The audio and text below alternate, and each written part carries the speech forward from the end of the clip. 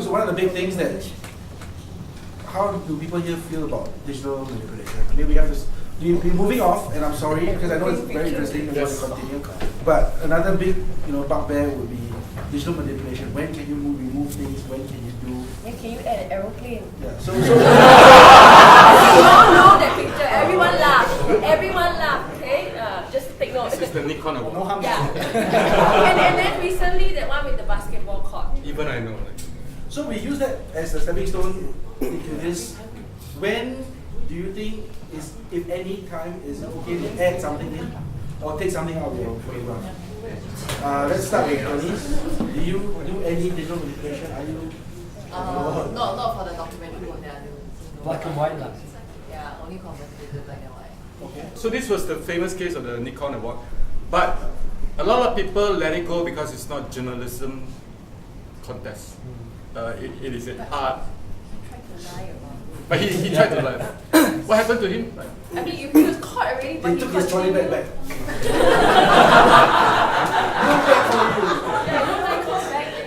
He was forced to switch to Canon. I think the disappointing way is the disappointing thing was how he tried to still cover up and still said no, I really waited and all that, and then even people went on to lighten the picture to show how it was pixelated and all. So May, in AP, what is allowed? What can you do? Clean up the dust, color, restoration. Okay. So that I don't give wrong information. Okay, and now I want to read to you what AP says. AP pictures must always tell the truth. We do not alter or digitally manipulate the content of a photograph in any way. Okay? The content of the photograph must not be altered in Photoshop or by any other means. No element should be digitally added or subtracted from any photograph, because then you're manipulating what you see, the truth, right? The faces or identities of individuals must not be obscured by Photoshop or any other editing tool. So no pixelation. No pixelation, no Xinhua, not Xinhua, no sorry, no Xiaobin Wan Bao, that kind of please love you all. Okay, only retouching or the use of a cloning tool to eliminate dust on camera sensors and scratches on scan negatives or scan prints are acceptable. Only on scan stuff, okay? So your but sensor got that dust on. wow, your sensor doesn't, then you just, too bad lah. Our camera's not very clean, right?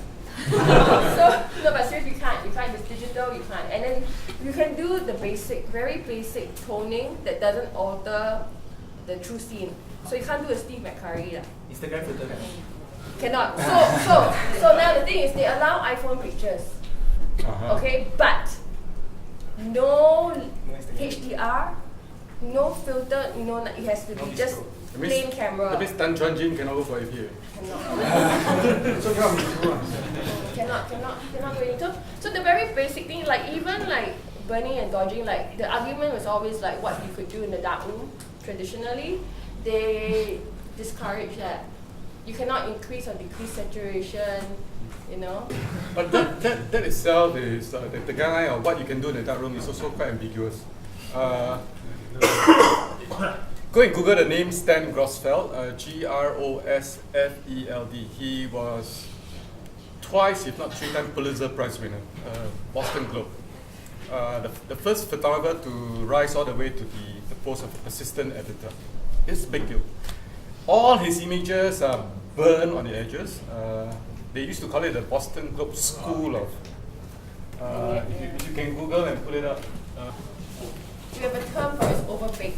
It is. It is very signature of his work, all the edges.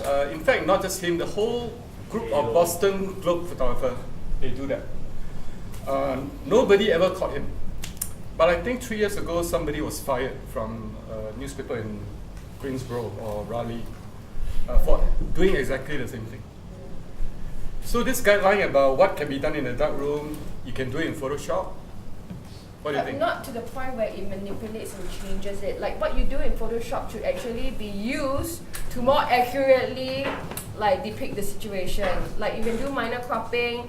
If for some reason your pictures in your camera comes out looking a bit different in tone wise than what was actually seen, you can adjust it a little bit.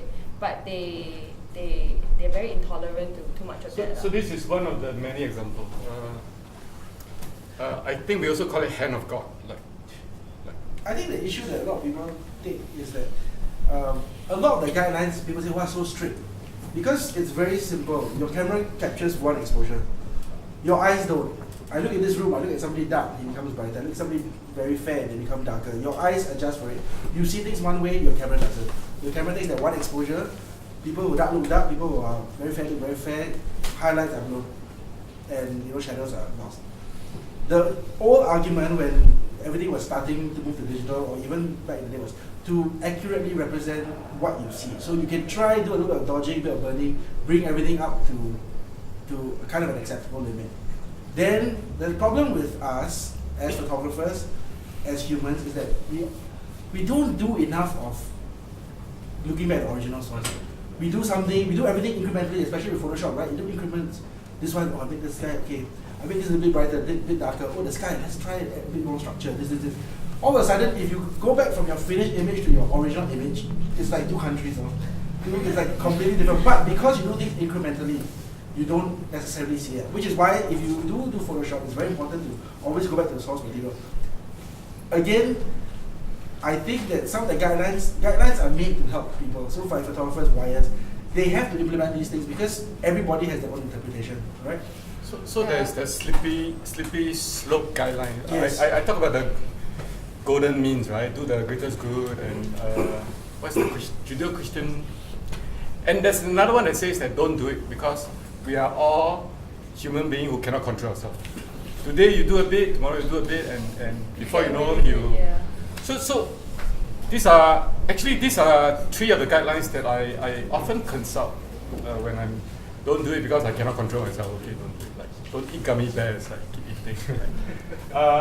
But so this is another example that I posted. This was the original.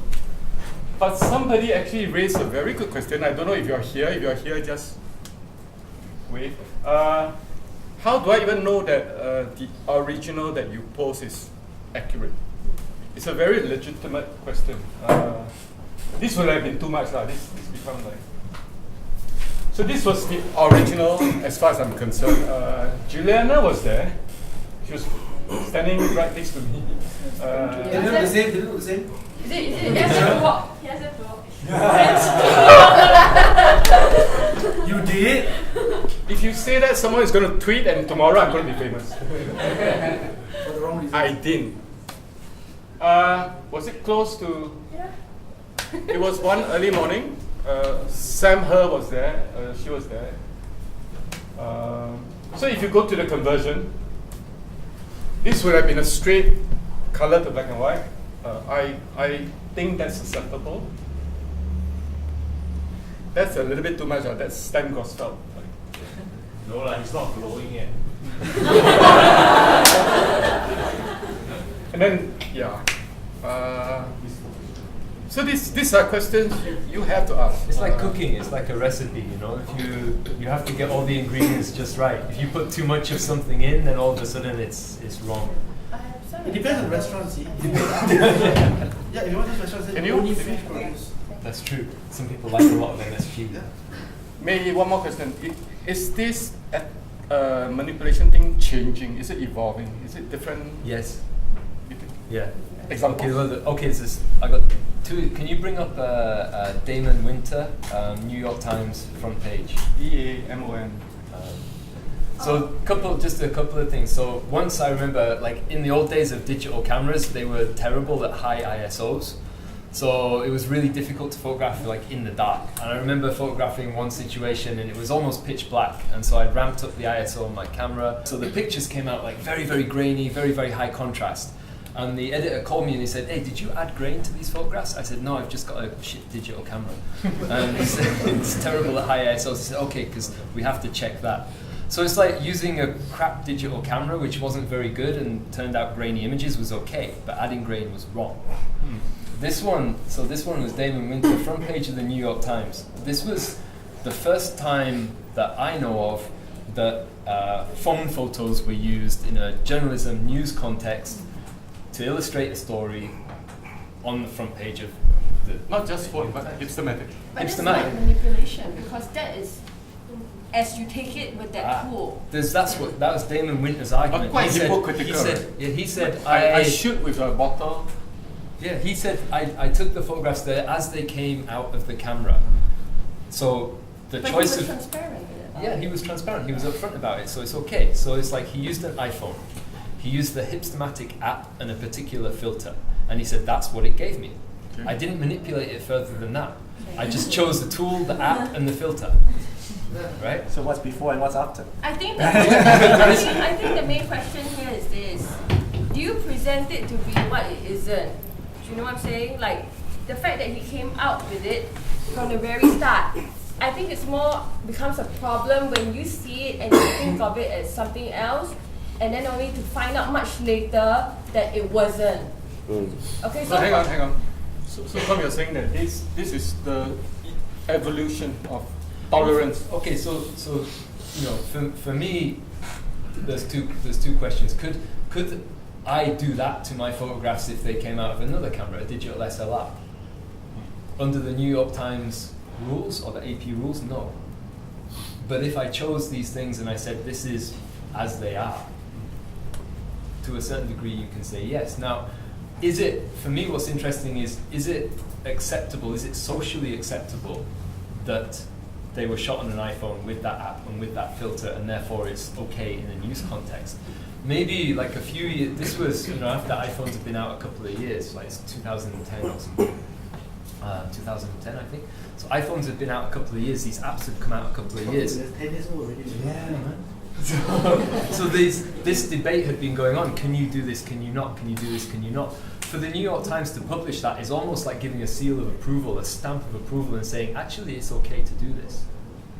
Right? Which is for that particular story. Yeah. And this is the other thing. This is the thing that really interests me is he said that to get these kind of images, to get the content of these photographs, I needed to shoot with my phone, because if I was shooting with my big digital SLR, it was not working. I wasn't getting the same kind of rapport. But the soldiers, they were all using their phones to take pictures, so I started to do what they were doing. I was living with them, I was spending time with them, I was basically putting myself in with that group. And then all of a sudden, when I started using my phone to take pictures, all the pictures came, right? The content came. So then, you know, is this unethical? Digital manipulation? That's an argument, one argument. The other argument is it right for the story, right? In this context, you're showing the daily life of soldiers in Afghanistan. Does it work? Does it tell that story better by doing it not this so way? much ethics, I think it's more taste. You know? What about AP? Do you accept? AP, well, it depends on what kind of story. And the thing is, like, I am made to, okay, I have an Instagram feed. I Instagram out of North Korea. And recently, I'm into like a different phase of Instagramming where I'm using this thing called shake it photos, which give you like Polaroid frames. But at first, I started Instagramming without, because to me, it's like, it just looks interesting. And you know, the picture is as it is, but I just put on the frame. But my boss had a discussion with me, and he made a point which I totally agree is I need to be very forward with what I do with my pictures. So if I want to use a filter, I have to like hashtag be transparent. So I actually had to hashtag every one of them that says Polaroid filter. Did you have to go back and hashtag? Yeah.